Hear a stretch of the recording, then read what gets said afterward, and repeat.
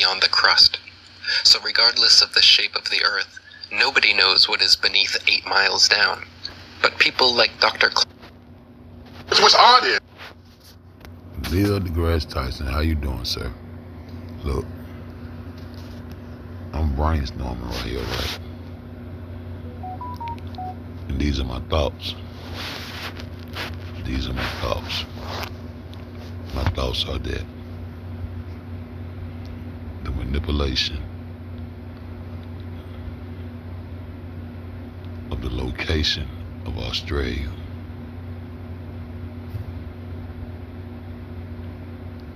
when they bend Australia downward towards us with a spherical Earth. The true location of it, when it lies far east, and then they created, and with the open space of the so-called, well, the Indian Ocean, with that open space, they located near Africa, and that's how I've seen it all my life. Africa Australia is allegedly supposed to sit in the southern hemisphere. Another way of hiding their location. And I always think to myself, those blonde-haired, blue-eyed aboriginals that we see in Australia, so-called Oceania, it's like a fingerprint. It's like some genes of mixture.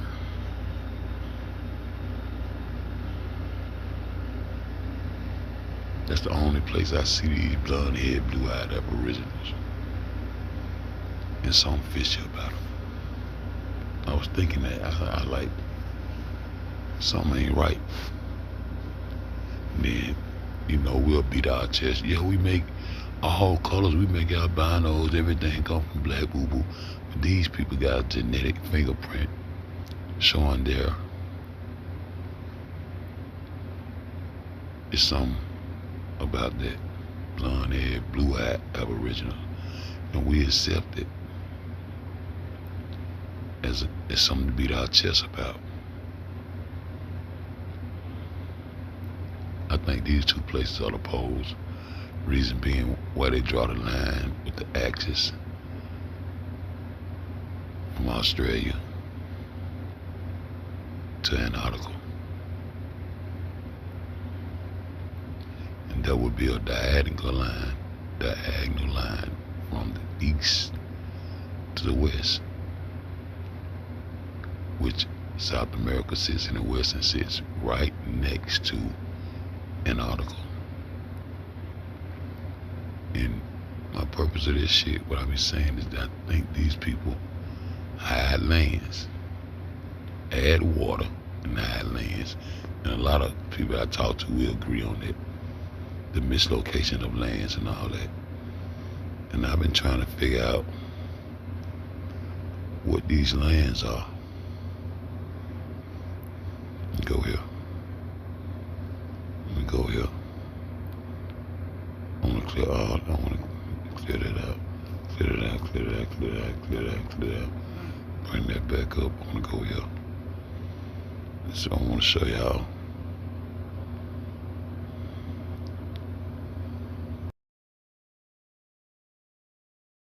This is what I'm going to show y'all, right?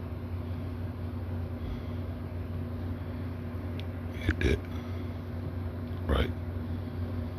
We're going to hit this one right here, right? Okay, this is what I'm going to show y'all. I told you, I just have to try to figure shit out. I have to try to think like somebody's being deceitful and dishonest. And it's just how I rock. And I know these people are being deceitful and dishonest. And this is what they get when they do this. They get FED, 3GD, to thinking of what's really the fuck going on. So, this is what I'm gonna do. I wanna blow this up. blow this up. I want you to understand that this shit is Masonic off the top. This shit is like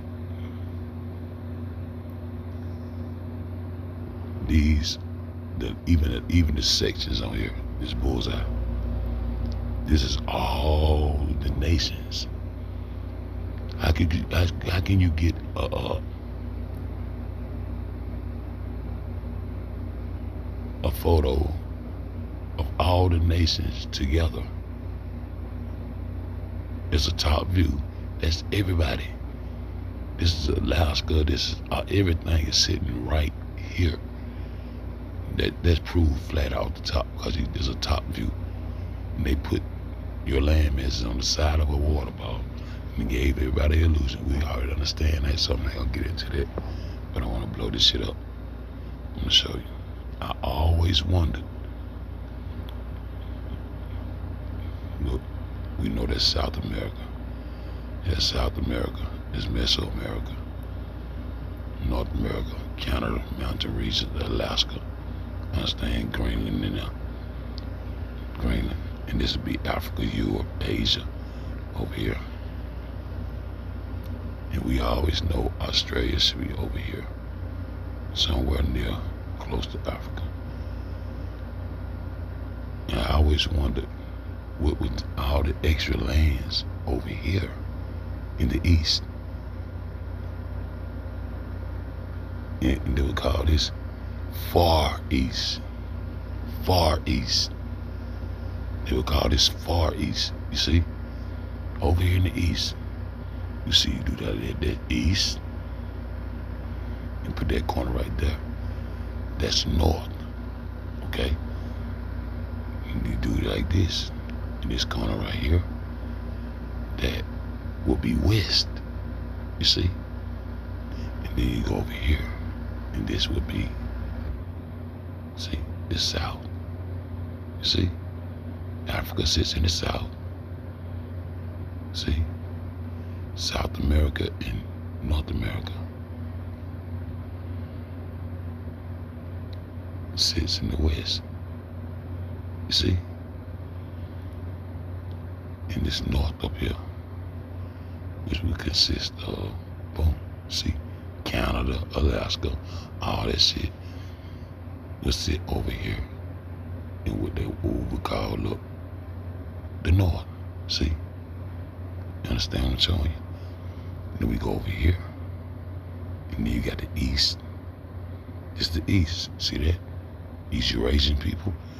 You got the east. See? And then you got this side here, what they call, I don't do no yapping. I'm bitch, if you listen, bitch. You understand? Bitch, I get the fuck on. Bitch. Bitch. Pussy.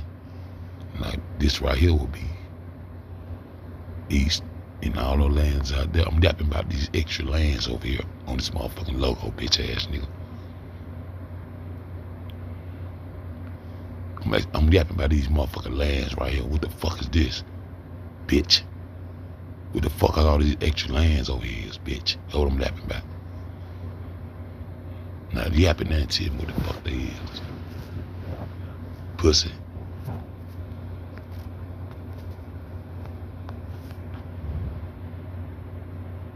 That's the east and far east.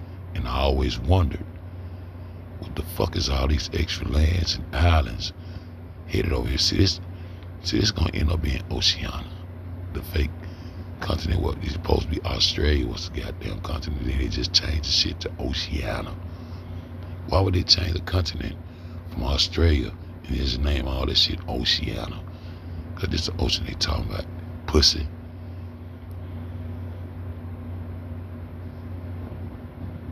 What all that land is, pussy.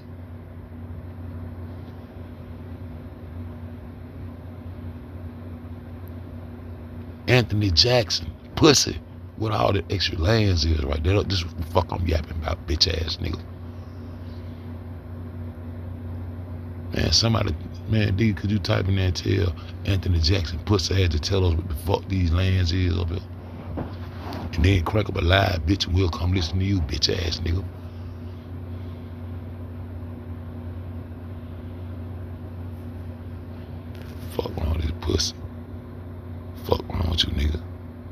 This is what I want to show y'all.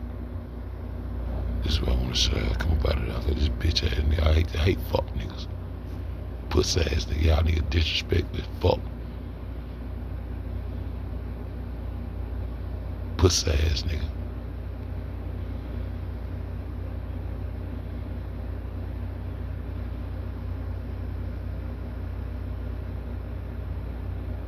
Early in the morning with this whole shit, bitch ass nigga. See you a bitch. Fuck you got going on, pussy? What the fuck you got going on, pussy? Last video 3 years ago. Who is your pussy? 5 subscribers, 3 videos, pussy. Get your pussy ass up. Get your pussy ass up. I wanna know what the fuck them lands is, though I'm yapping about, pussy. Fuck on this whole ass nigga.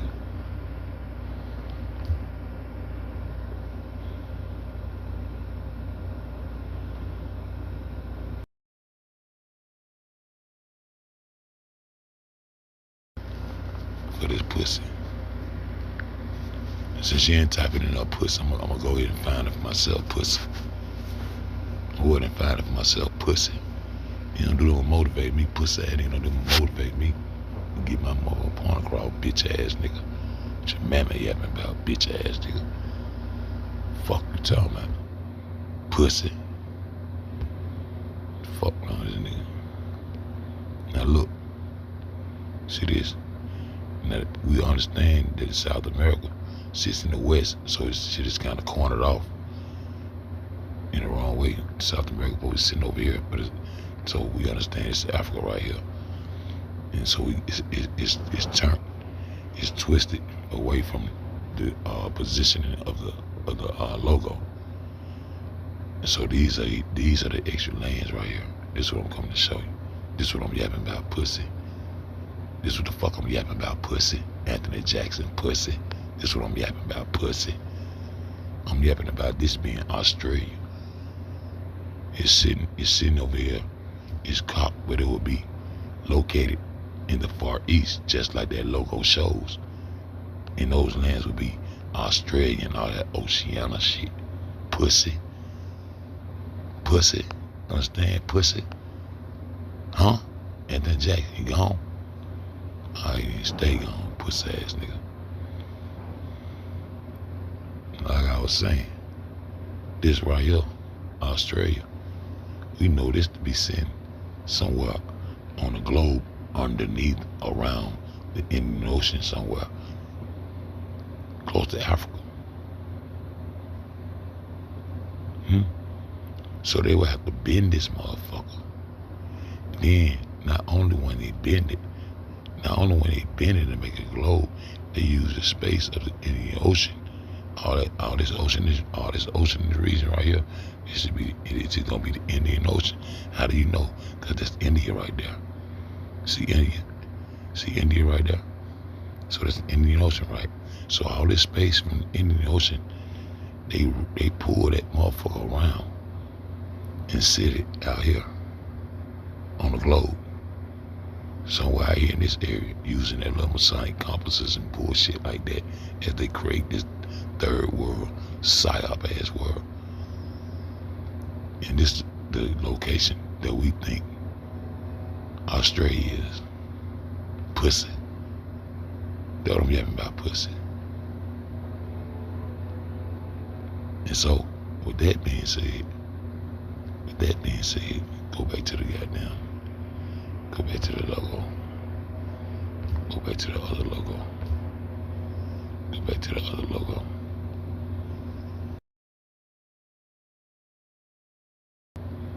Go back to the logo. Because I don't want y'all to understand what I'm talking about.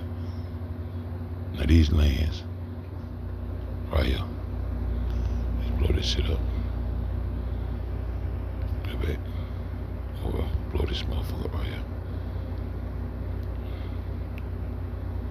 Now, Antarctica says over here, you know, they draw this line that come from Australia diagonally over to Antarctica. That's the created pole. That's the pole, those are the poles. That's the North and the South pole. These are the poles they're talking about. And the North Pole is hidden with all that bullshit on it. And they hid their location and got us thinking Australia sits down here around Africa, and when in reality, this shit sits far east. This shit sits far east. And all that little area, all that ocean water right there, that will be Oceania, the continent of Australia. That's what I'm yapping about, pussy. I'm just brainstorming on my channel, doing what the fuck I want to do, pussy. Anthony Jackson, pussy. Fuck around with you. That's what I'm yapping about. With that being said, I'm just brainstorming and seeing how they once again deceive and hide their location on this globe, because everyone knows they're getting all that technology and all that shit from the North Pole. In Australia, you telling me Australia is the North Pole? Yeah. That's where they grow the Masonic tilt from. That's why the globe is tilted at a Masonic degrees. And it is a line going from one side of the earth to the other one. And they call it the poles, nigga. You understand? Now let me let my nigga bust this nigga Neil deGrasse Tyson up as I chill and look at this pussy and wonder is he gonna act like he got some sense and apologize for coming in my chat like a pussy. And until then, you was a pussy, Anthony Jackson. And I don't play with fuck niggas, pussy. Fuck wrong with you, pussy ass nigga. That's what I'm yapping about, your pussy ass. And you and the rest of them motherfucking globe head ass niggas that wanna be disrespectful, pussy. That's what I'm yapping about. Fuck nigga. Fuck wrong with you, nigga.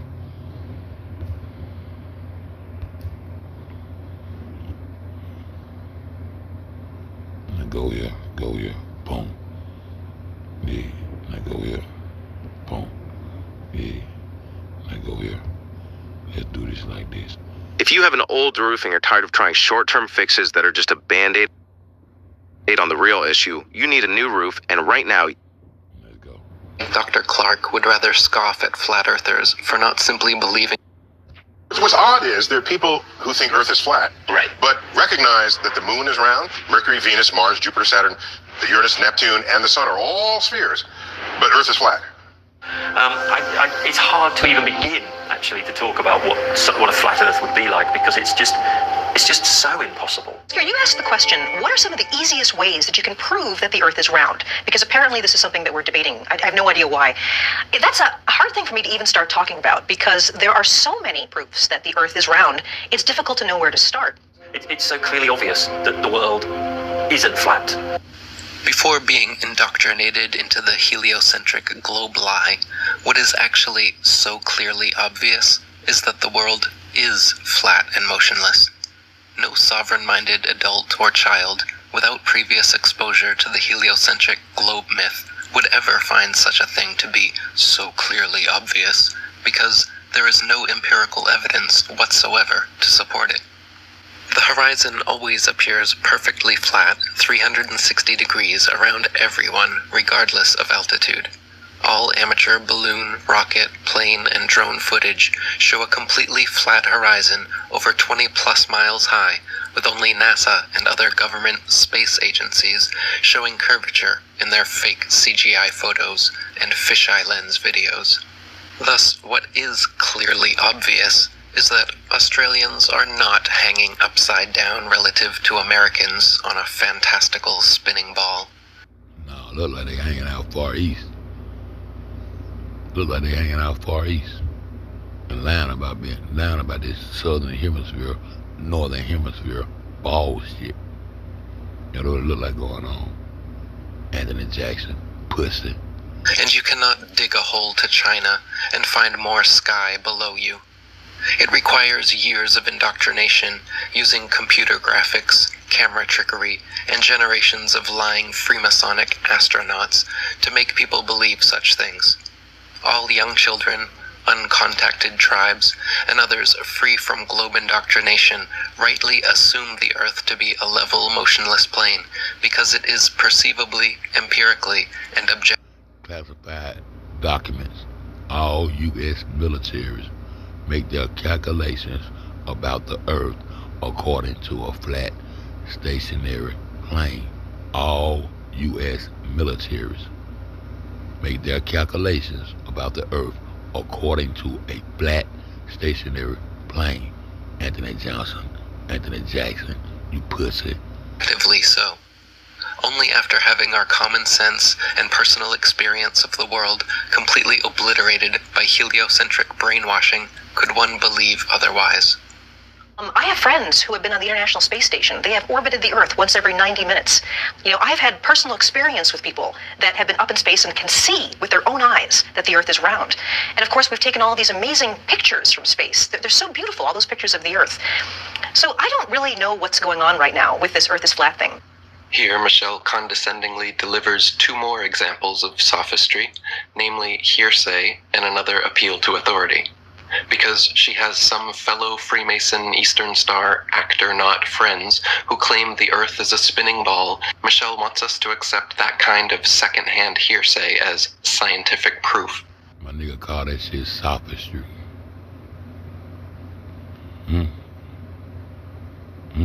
What my nigga really saying right there? What is he saying she talking about? What my G saying she talking about right here? I'm gonna go see what my nigga saying, cause I don't want him talking over my head. I want to get a full understanding of what he's saying, so I don't want him talking over my head, so I gotta go understand what the fuck he's saying. He said sophistry. What the fuck he saying? What the fuck is this man? What the fuck is my dog saying right here? What is he saying right here? Let me get the meaning of that. Because I want to know what kind of rhetoric he's saying she pushing.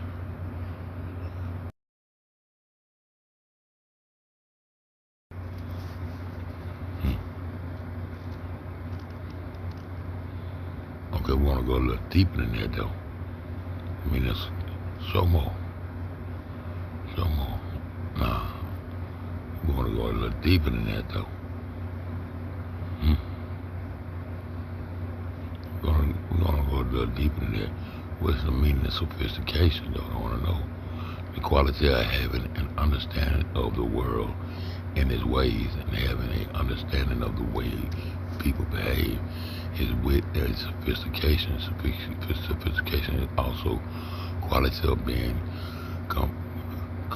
complicated are made with great skills. The level of sophistication is the camera. Nah, I want to know what it means in Latin, because it's something about this word I remember.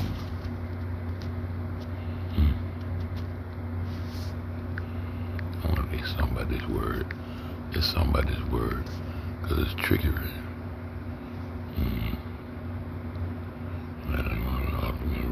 Greek word, sophisticated wise man, however, it's immediately it comes from the medieval Latin meaning to adulterate this. Oh shit.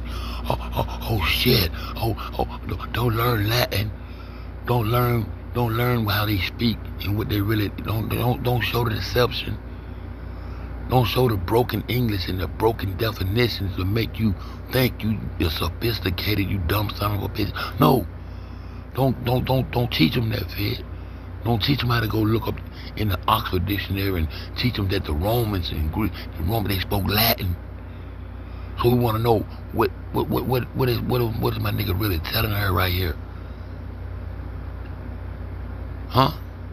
Medieval Latin verb sophisticare means to adulterate, deceive, or make impure. So Anthony Jackson, you must be a sophisticated ass pussy. Huh? You must be a sophisticated ass pussy. Deceptive or fallacious arguments but means evolved over time to include complexity, refinement, and worldly wisdom. So worldly wisdom and all this shit that y'all done put together is really deception. Ancient Roman.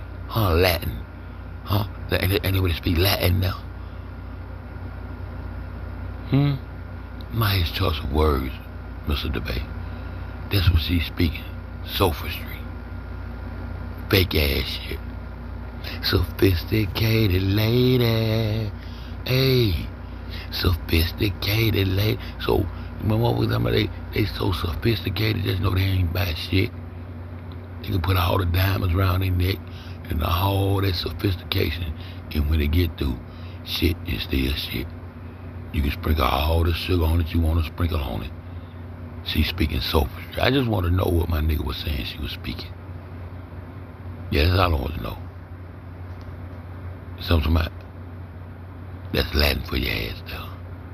Always look up the meanings in Latin so you can understand the mindset and the deception that these people have thrown upon the English people, which would be your broken English speaking ass.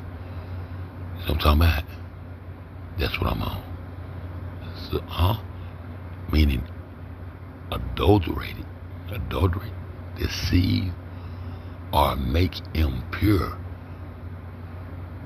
refers and use of sophistry, deceptive or fallacious arguments, but its meaning evolved over time to include complexity to the shit, refinement, and worldly wisdom. So that means they're not wise at all, right? But we're going to deceive these hoes with sophistication. That's what I'm trying to show you. Yeah, okay. Sophisticated ass Anthony Jackson. That's what I'm yapping about. Pussy. Y'all know what I'm yapping about, pussy. Y'all know what I'm yapping about, pussy. Yeah, pussy. Know what I'm yapping about. Now let's go. After you pull the trigger is the most heart-pounding moment of self-defense. And what of second-hand hearsay as go back and tell her what she's speaking. Camera trickery and generations of lying. You niggas are listening to a white woman like she's the smartest motherfucker on earth, and she was the cave woman getting her ass beat and drugged in the cave, and wasn't even allowed to speak. Got all black women and melanated women behind some women rights shit for their ass, cause that man ain't had no respect for his woman. And she get up there and speak at y'all, and she ain't talking about shit. The fuck she gonna explain some shit, and she the dumbest species in the world. Fuck you mean, let's go. Freemasonic astronauts to make people believe such things. All young children, uncontacted tribes, and others free from globe indoctrination rightly assume the Earth to be a level, motionless plane because it is perceivably, empirically, and objectively so. Only after having our common sense and personal experience of the world completely obliterated by heliocentric brainwashing could one believe otherwise. I have friends who have been on the International Space Station. They have orbited the Earth once every 90 minutes. You know, I've had personal experience with people that have been up in space and you have personal experience with people who have been up in space.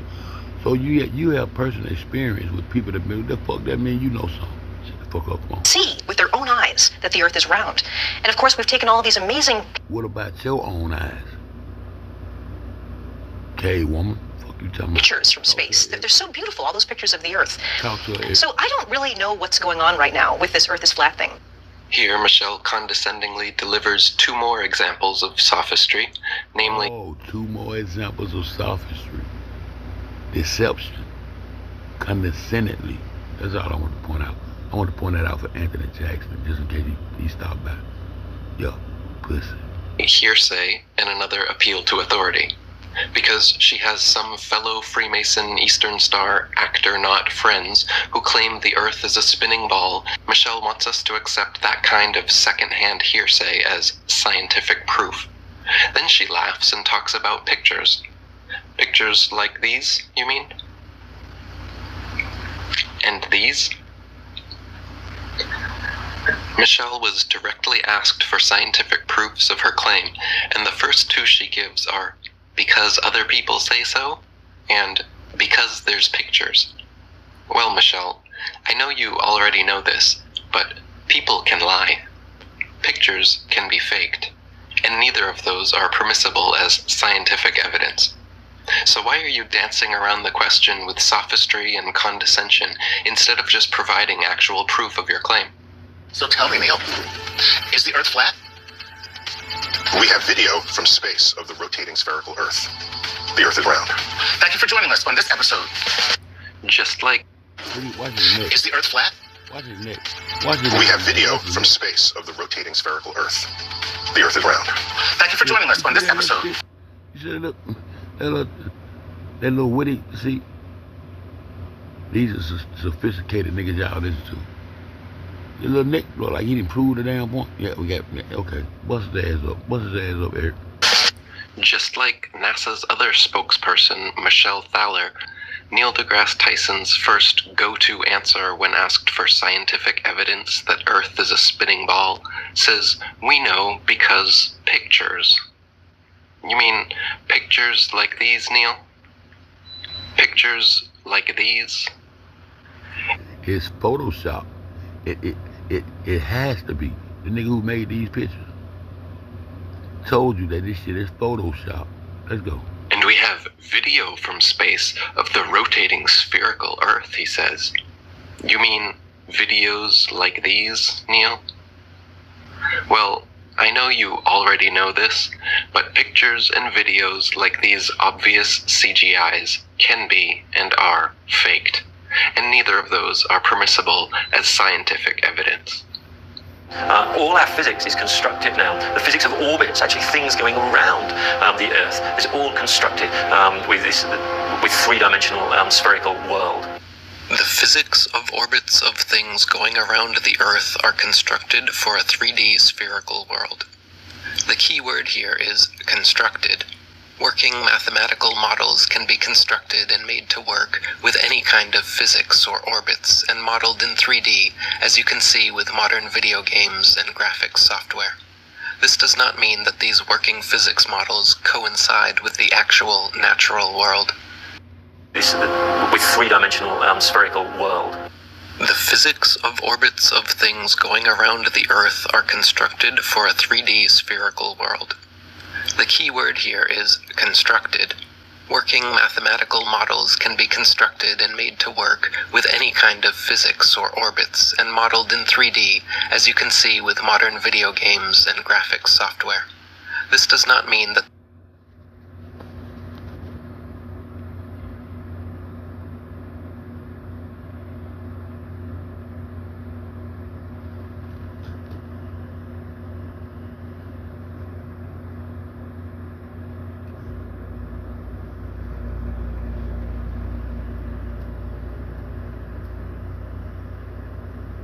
contrast mass flying over a flat.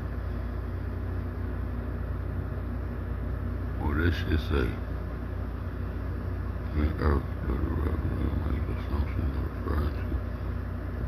So you gotta goddamn read some of these documents, man, cause these people tell on the goddamn self. these working physics models coincide.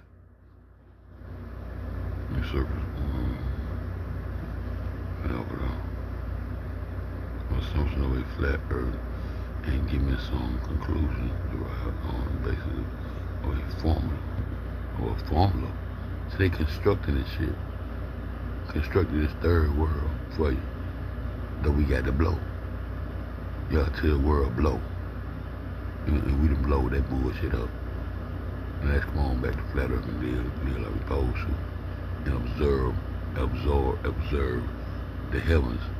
And be honest about what the fuck going on. And stop trying to make people think they're in the middle of fucking nowhere. With the actual natural world.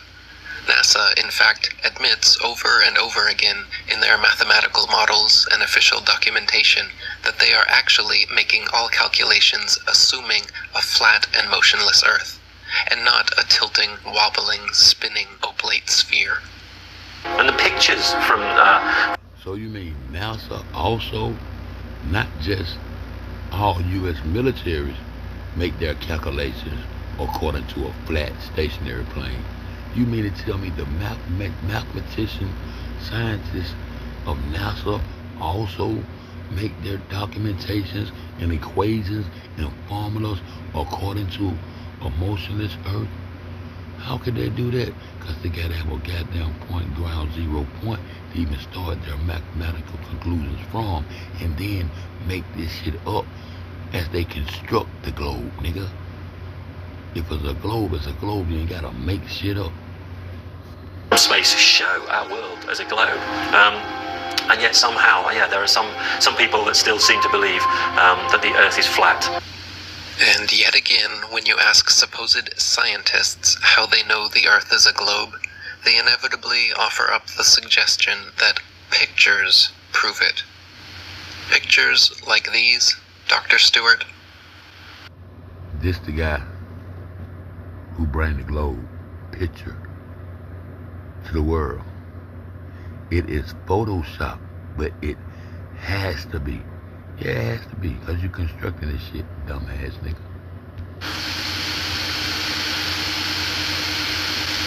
Pictures like these?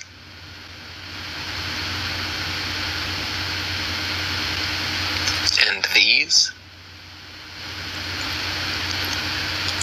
I know you already know this, but pictures like these obvious CG images can be and are faked, and are not permissible as scientific evidence. What's odd is there are people who think Earth is flat, Right. but recognize that the moon is round. Mercury, Venus, Mars, Jupiter, Saturn, the Uranus, Neptune, and the sun are all spheres, but Earth is flat. That's not, something doesn't square. It doesn't jive, right? Okay. So like a magician who distracts you with one hand while fooling you with the other, Neil commits what I call the appeal to the sky fallacy, claiming to provide scientific proof for the shape of the Earth under our feet by looking at a light in the sky.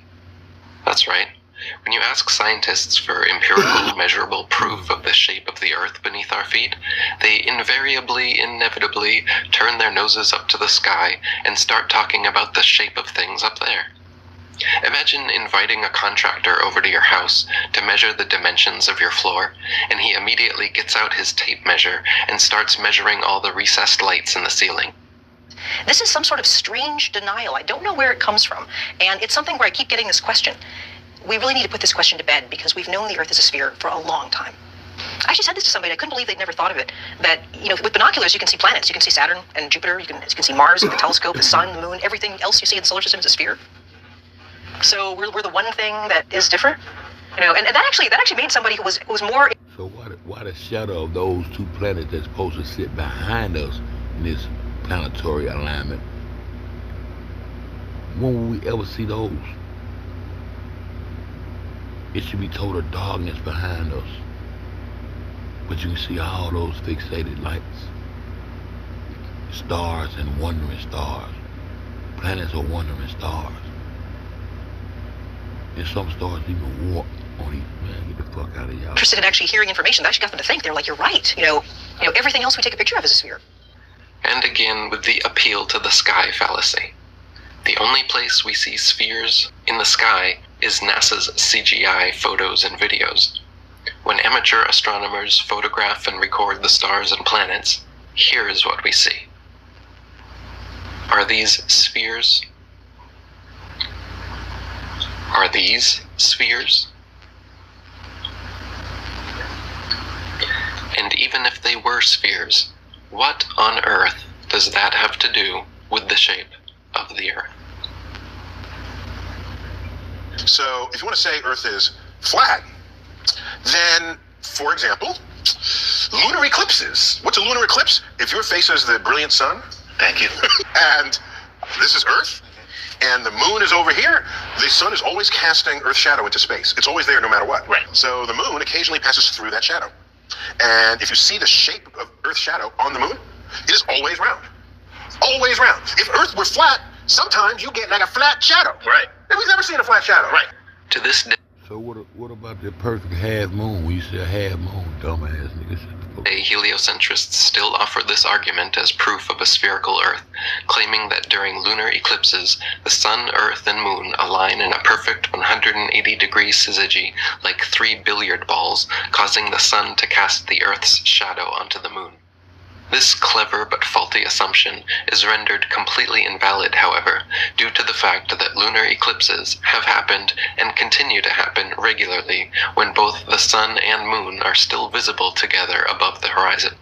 As early as the time of Pliny the Elder, there are records of eclipses happening while both the sun and moon were visible in the sky, and continue to be recorded by the Royal Astronomical Society today. Obviously, if the sun and moon are both observable simultaneously during an eclipse, then they are not aligned in 180-degree syzygy, and it is therefore impossible that the sun could be casting Earth's shadow on the moon, and some other explanation must be sought.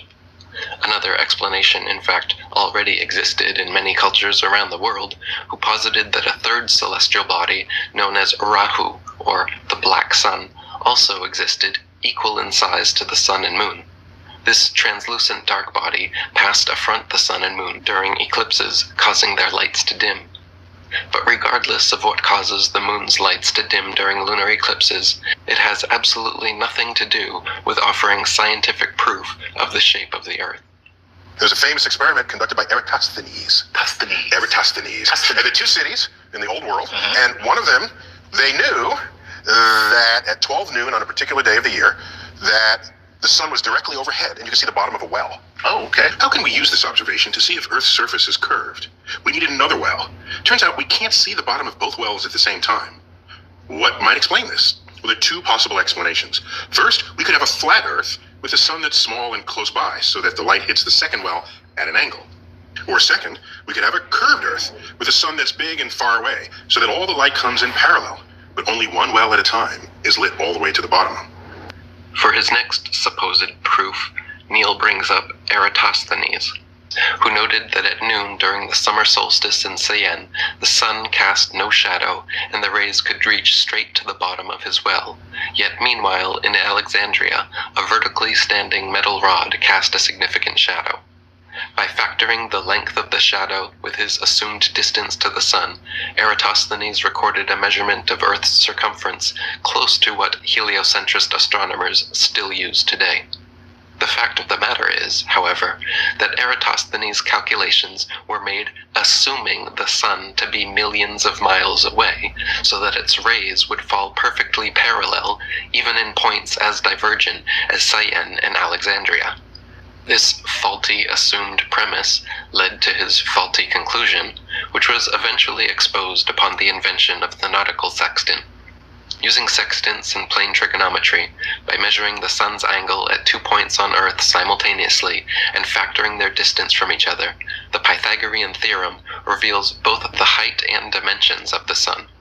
Using this method, the sun and moon have repeatedly been calculated to be approximately 32 miles in diameter, 3,000 miles from the surface of the Earth.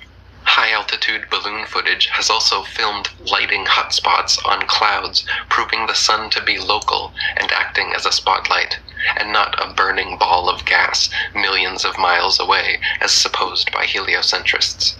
After Eratosthenes, the globe-Earth theory completely disappeared from philosophical thought and recorded history for almost 2 millennia. Geocentric flat Earth cosmologies continued to reign supreme, with even Eratosthenes himself, touted as the father of geography, depicting the Earth as flat in his famous 194 BC map of the world. So one last thing, which should be obvious, if you pay attention and think about it. If you send a ship straight to the horizon, eventually it begins to disappear until it's no longer visible beyond your horizon. And you should ask yourself, what kind of surface would produce that result? The ocean, if it's the ocean has a ramp. Seafarers knew this. And so, however flat they would have imagined the Earth to be, they couldn't have accepted it to be completely flat, because otherwise you would never not see the ship. His next argument, just like the previous two, comes from ancient Greek philosophers who have been debunked since the time they were presented, even way back then. The fact that NASA's top modern globe proofs are still simply regurgitating long-refuted claims from over 2,000 years ago should raise some suspicion. The fact of the matter is that the law of perspective on plane surfaces dictates and necessitates this occurrence. For example, a girl wearing a dress walking away towards the horizon will appear to sink into the Earth the farther away she walks. Her feet will disappear from view first, and the distance between the ground and the bottom of her dress will gradually diminish until after about half a mile, it seems like her dress is touching the ground as she walks on invisible legs. The same happens with cars speeding away. The axles gradually get lower, and the wheels vanish until it appears as if the car is gliding along its body. Such is the case on plane surfaces. The lowest parts of objects receding from a given point of observation necessarily disappear before the highest. Now, with modern telescopes and cameras, we can prove this as well by successfully zooming in on ships that have gone beyond the horizon and bringing them completely back into full view, hull and all. You can see if you go up onto a tall tower or a hill and you see more over the horizon. Rising in altitude always allows an observer to see further regardless of the shape of the ground beneath them. This is also part of the law of perspective on plane surfaces, but you just showed with your last point that you fail to understand perspective, so it is no surprise that you also believe seeing further to the horizon when rising in altitude somehow means you live on a sphere. Whether you were over a sphere, a cylinder, a triangle, or a flat motionless Earth, rising in altitude will always allow the observer to see further. This is an undeniable fact, and acting like this only happens on a globe is either disgustingly dishonest or incredibly ignorant. Also, if I just tell you, Chuck, walk due east, okay? Right. And don't ever stop. Right. I just turn around my chair and face this way, and eventually you're going to come back. Right. And you'll probably be about 150 years old. Because I am no Forrest Gump. That is how long it would take me to run the Earth. There is a popular myth taught to school children, which most adults today still believe, that people in history have traveled in perfectly straight lines, eastwards or westwards, and eventually arrived back at their starting point. It is heralded as proof of the globe Earth, and claimed that hundreds of adventurers since Magellan have completed such successful circumnavigations, but the truth is that no one in history has ever set off traveling in a perfectly straight line and returned back at their starting point. All successful circumnavigations in history, whether by sea or air, have instead followed the same pattern, which is sailing or flying the most convenient route from port to port, stopping for supplies and refueling until a complete circle has been made. Not a single sailor or aviator in history has or could travel only in the same one perfectly straight direction and magically arrive back where they began. This ridiculous lie becomes obvious when critically examined, but when taught to young children, successfully bends and warps their minds into accepting globe indoctrination. Unlike the cardinal directions on a compass rose, north, south, east, and west on Earth are not simply straight lines separated by 90 degrees. North, rather than being an upward shooting arrow, is actually a point, a center point, the center point of the entire Earth, known as the geographic North Pole, situated directly below Polaris, the North Pole star, the only motionless star in the heavens, which marks the exact northern center point of the sky. South, rather than being a downward shooting arrow, is actually every line tangent to the northern center point, or in other words, every straight line extending outwards from the North Pole heads due south. East and west, rather than being right and left-facing arrows, are actually clockwise and counterclockwise circles around the pole. The sun, moon, and stars all rise in the east and set in the west, making perfect circles over and around us every day. As you can observe, they travel in a circular westward path over and around the Earth, and do not all travel in a straight leftward direction as suggested by a compass rose. Likewise, navigators since ancient times have used Polaris to guide their ships, knowing that Polaris was the heavenly North Pole, south was traveling keeping your back to Polaris, east meant traveling keeping your left shoulder 90 degrees to the pole star, and west meant traveling keeping your right shoulder 90 degrees to the pole star. All circumnavigations in history have been eastwards or westwards, and never northwards or southwards, because the latter is geographically impossible. Imagine for a moment that, the Earth was flat. Well, how much thickness does it then have? These are the kind of questions you'd have to ask. These are also questions you should be asking of your spinning ball Earth, Dr. Clark. How much thickness does your ball actually have? Wikipedia and every elementary school textbook will claim the globe is nearly 4,000 miles to the center, where there exists the alleged source of magnetism in their model, a hypothetical molten magnetic core in the center of the ball, which they claim conveniently causes both poles to constantly move, thus evading independent verification at their two ceremonial poles. In reality, the deepest drilling operation in history, the Russian Kola Superdeep, after decades of work and dozens of broken drills, managed to get only 8 miles down. So the entire ball Earth model taught in schools, showing a crust, outer mantle, inner mantle, outer core, and inner core layers, are all purely speculation, as we have never even penetrated through beyond the crust. So regardless of the shape of the Earth, nobody knows what is beneath 8 miles down. But people like Dr. Clark would rather scoff at flat earthers for not simply believing pictures in textbooks like these without empirical proof. You've got an edge. Well, would things fall off the edge? You've got an edge? You, Dr. Clark, have got an edge on your silly straw man spinning flat circle image, but not a single legitimate flat earther claims there to be an edge. Thanks to the Antarctic Treaty, signed by over 50 countries, it is impossible to independently explore the southern perimeter of Earth to find out how the Antarctic ice terminates. No genuine flat earther knows or claims to know such things. But again, globe minions like Dr. Clark are so convinced of their own straw man arguments that it's clear they have never taken the time to research what real flat earthers actually claim. Well, how do you generate gravity to make the things fall? What is it that's actually causing the gravity to make things fall off the end? Again, nothing is falling off the end of your silly fake flat earth edge, but when it comes to the effects of so-called gravity, they are easily explained. Quite simply, objects fall or rise based on their relative density to the medium surrounding them.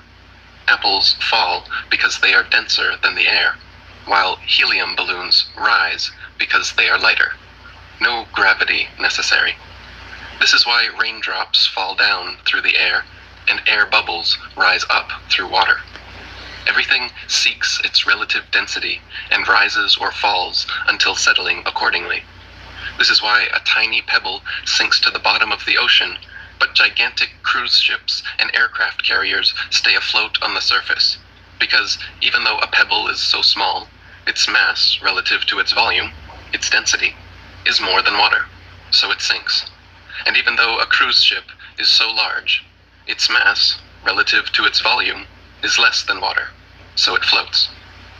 If Newton's apple had landed in a puddle instead of on his head, he would have seen the apple only fell through the air because it was denser than the air, but then floated on top of the water because it was less dense than water.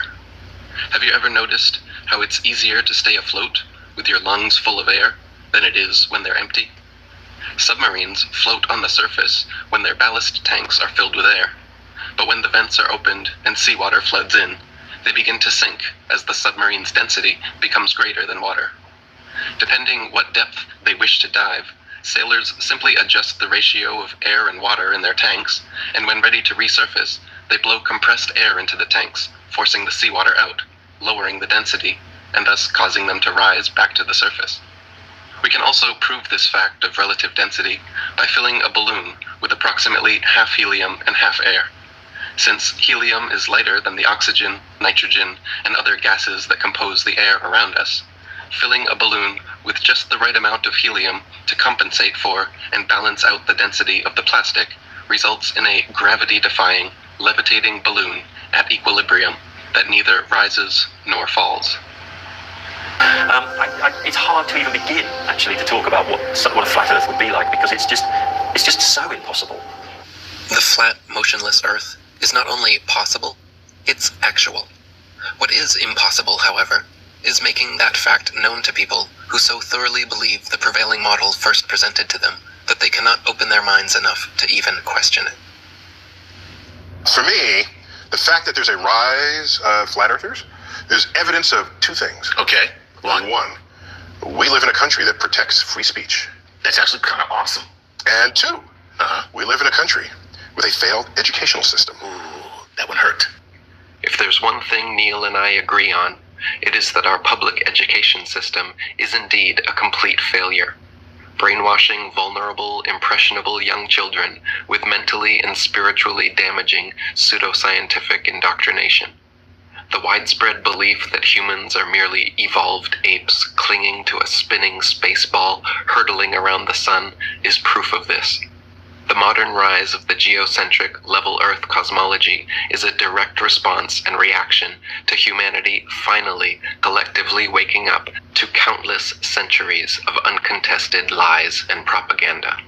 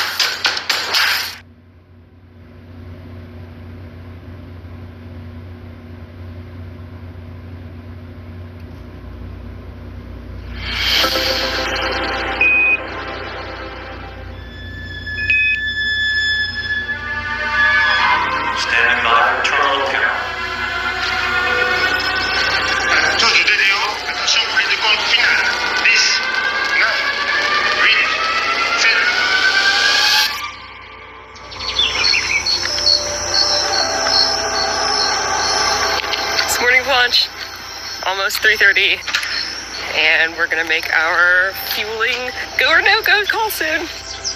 Okay, so let's take it away, Rob. It's all yours. Merry Christmas from the Guyana Space Center, where fueling of the vehicle is moments away, while web systems are being carefully monitored for the momentous launch of the largest, most powerful telescope ever sent away from our planet. It is the product of a feat of human ingenuity. 14 countries all working together. We want to look back and see some of the very first stars and galaxies that were born in the early universe. What we call cosmic dawn. We have to accept the fact that we are in a risky business. Everybody said if James Webb is unsuccessful, then NASA will never take on a big challenge again.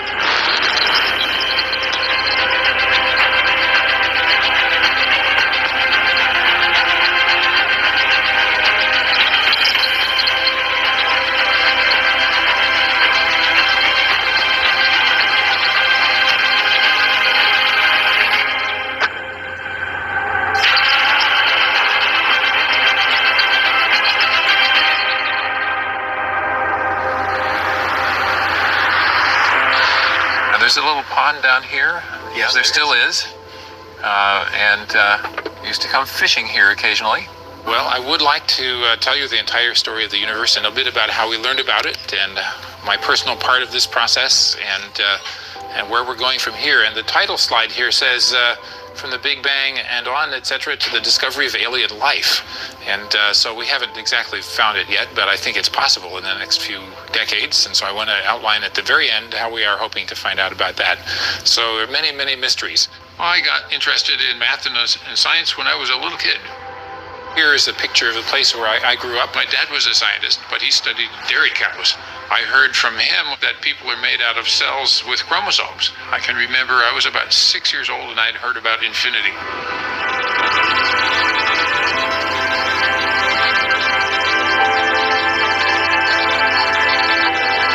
Oh, that's pretty fascinating. So, okay, I want to know more about this. By 8 years old, I was reading Galileo and Darwin biographies and getting all the books about science I could get from the public library. I latched on pretty early. I knew when I got into the mission that it was going to be exciting. I said, this is the coolest thing I've ever heard of. This is what I want to work on. And I do not care how hard it is or how long it's going to take. I just want to work on it and make it happen.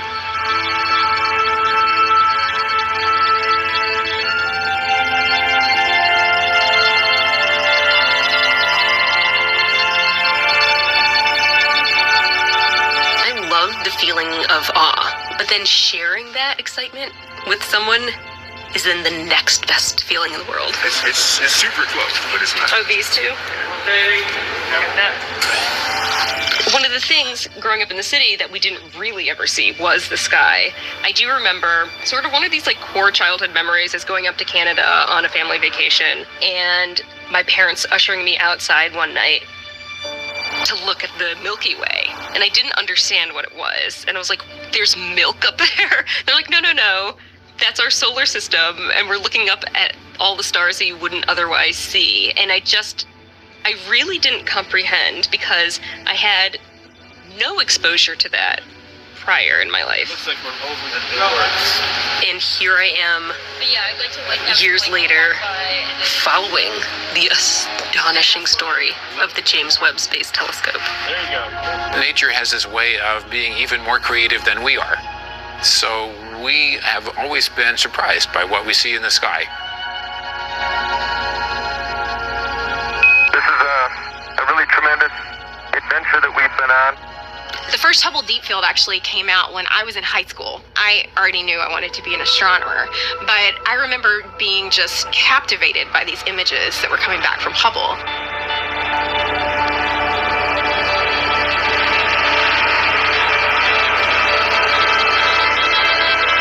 It blew my mind to see that first deep field image, and that was sort of a, like, yep, this is what I want to do.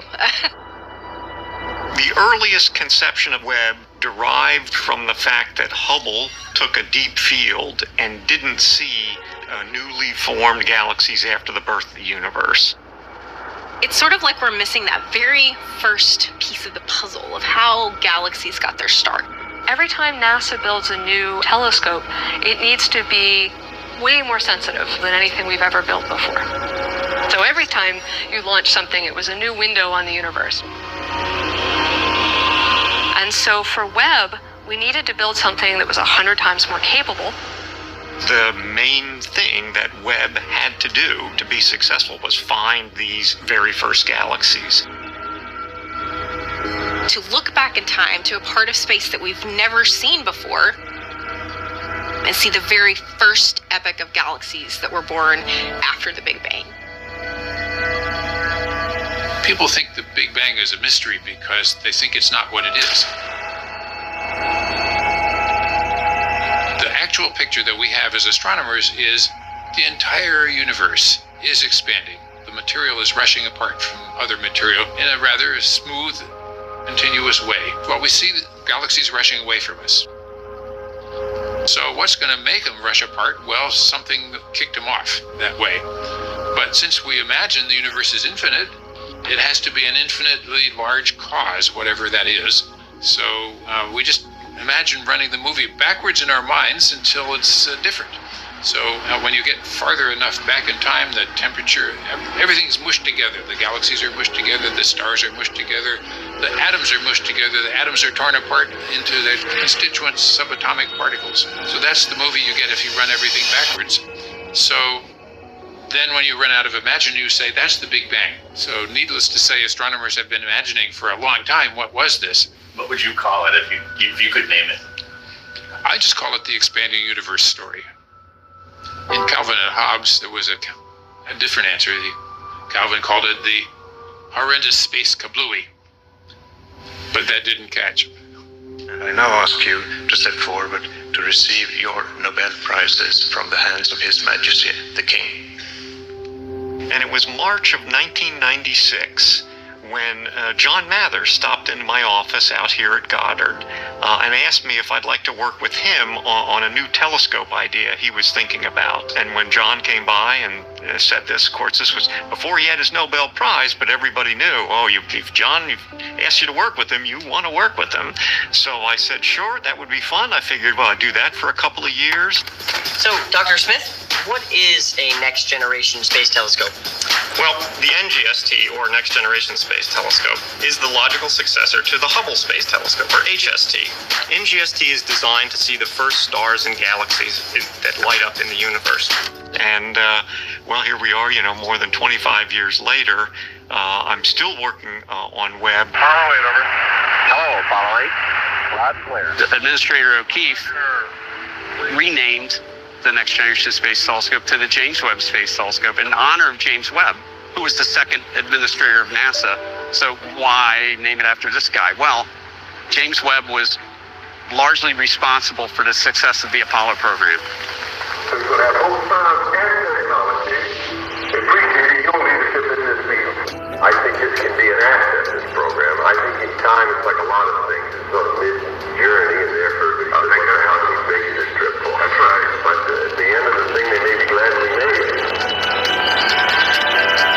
Houston, Columbia on the high gate, over. Roger, the EVA is progressing beautifully.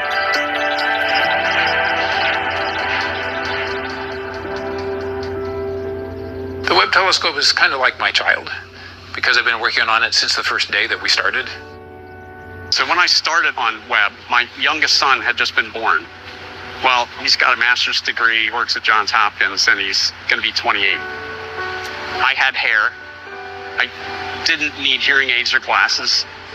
And yeah, it's a long time, but in hindsight, it's also a short time.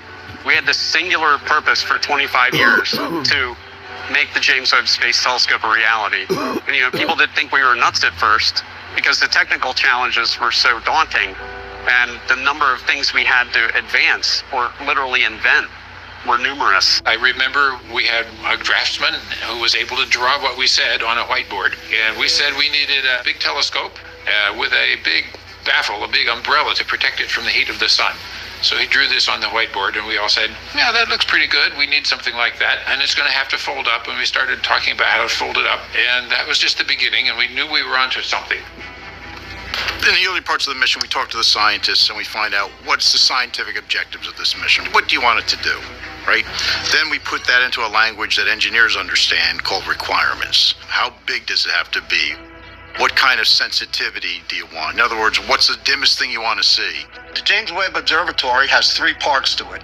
The first part is the telescope and the science instruments. This has to be very, very cold. It's designed to collect infrared light. So infrared is something that you cannot really see with your eyes. The Hubble telescope can see a little bit of it, but it's not cold. So the Hubble telescope glows and emits infrared light itself, so you cannot use it to do all of the things that astronomers have identified as their next top priority. This telescope is going to be in outer space. It's going to be cooled to a very low temperature of 45 degrees above absolute zero, so that it does not glow.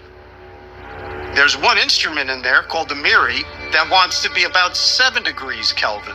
And to put that in perspective, dry ice, carbon dioxide dry ice, is at about minus 109 degrees Fahrenheit. The second part is the spacecraft bus. And the spacecraft bus operates at room temperature, up here at 70 degrees Fahrenheit, and it has the usual subsystems, the communication subsystem, the computer, the thrusters, the electrical power system.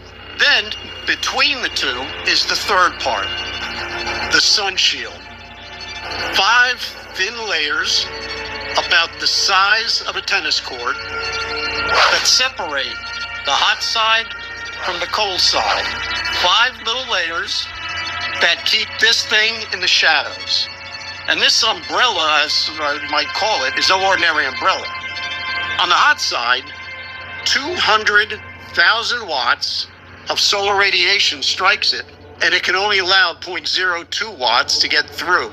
This umbrella is setting up an almost 600 degree Fahrenheit difference. And if it were suntan lotion, it would have an SPF of 10 million. And it's going to have to fold up, and we started talking about how to fold it up. And it's got to be bigger than the Hubble telescope, and it's got to get way out there, and we can't get it there without a pretty big rocket. So what's the biggest one you can get? Well, it's not all that big. We're going to have to make a telescope that's much bigger than the Hubble and simultaneously much lighter. We ended up at half the mass and 7 times the collecting area. All 13,670 pounds, all 6 metric tons of this has to be launched 1 million miles out in outer space. And it has to fit into a fairing that's only about 5 meters in diameter, when the size of this sun shield is 21 meters in diameter. So to do that, we have to fold it up like origami so that it fits into here. Pretty soon we know our job is pretty hard. Okay, gonna have lots of inventions along the way. So we made up a list of 10 inventions that we had to have pretty quickly. And we said, okay, world, tell us how you could make these inventions. You have to keep in mind a lot of the technologies for web were new technologies, right? So you have a plan on how you're going to do it. And when you are testing it, lots of times something doesn't work. You have a schedule, a certain amount of time, and a certain amount of money. Basically, people, although they don't quite say so, they think, your telescope looks weird. So our telescope does look different from every other telescope you've ever seen. It doesn't look like Galileo's little tube with a lens at each end. Way different from anything that we've ever built for anywhere before. We're building a perfectly great telescope on the ground. We're aligning on the ground. We're testing on the ground. It's going to work perfectly, right? It's going to be great. Then what do? We bust it up. We fold it up. We put it into a launch vehicle. Then once we get it on orbit and it deploys, now we got to realign it on orbit remotely. 50 of the most complex deployments ever attempted robotically.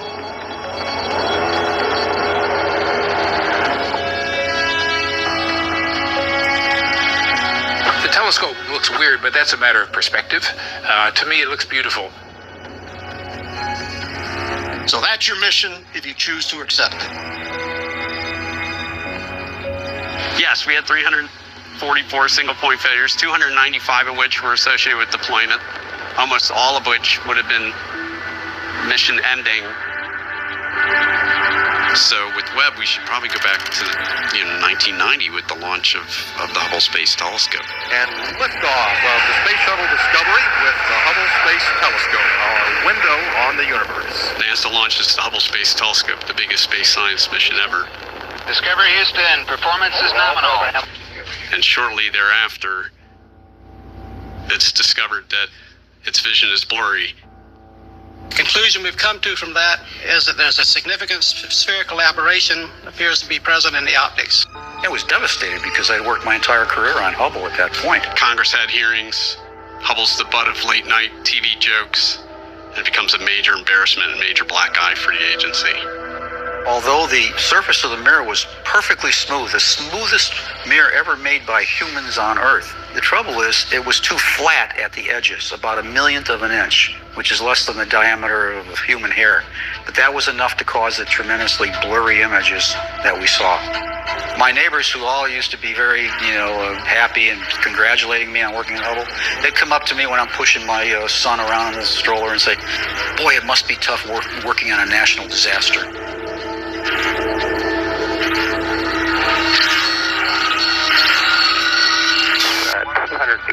We can characterize the problem, the spherical aberration problem, well enough that we can take advantage of an insurance policy that we haven't talked much about. And that is, we started a long time ago to plan a maintenance program. That is, every 3 years we plan to go up with the space shuttle, change out instruments, change out things that broke. I come to NASA in 1991 as part of the team to help fix the Hubble Space Telescope. I end up leading a team that's developing corrective optics for the telescope. Astronauts install the corrective optics and a new updated camera. It's completely awesome out here. A lot of work, but well worth it. And after 5 EVAs, spacewalks, the astronauts came home, and about 2 weeks later, we took off the bandages from our eyes, and suddenly Hubble was fixed. It was totally fixed. The most significant contact lens in American history. Over here is the picture taken after the servicing mission. And it works beautifully, in fact, better than original requirements. And it's still working today as one of the most powerful instruments of science ever created. This is one of the things about building JWST. We didn't have that luxury at L2, where we couldn't service it. We knew that.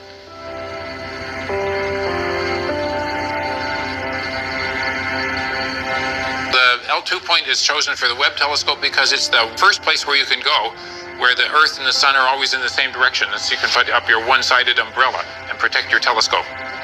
which you want to do either to keep the telescope cold, like the Webb. If you send it another few feet farther out, it'll eventually escape and go away from Earth. If you let it, say, a few feet closer in, it'll fall back towards Earth and have some kind of interesting chaotic orbit. Anyway, we wouldn't like that. So it's the boundary between Earth orbit and solar orbit, and that's a good place. We knew that this mission was going to require a number of test facility, production facilities, and test facilities that didn't exist in the world. Right from the very beginning, we were told to please develop an international partnership to construct the Webb telescope. Webb is a global effort. NASA, ESA, CSA, and contractors all working together. It was 14 countries and more than 29 states all contributing to Webb. You know, I always called it the giggle factor a little bit. Like, can we really do this? This new telescope has, I think, about 64 megapixels. You know, it's not like we could build and test things in those early days. So we were living in virtual land as far as computer simulations, computer modeling. You know, we had picked our architecture in late 2002. And obviously that's when things got really, really busy with trying to make this architecture feasible. Because I would say even at that point, we were not quite sure it would all work at that time. It just seemed so far out.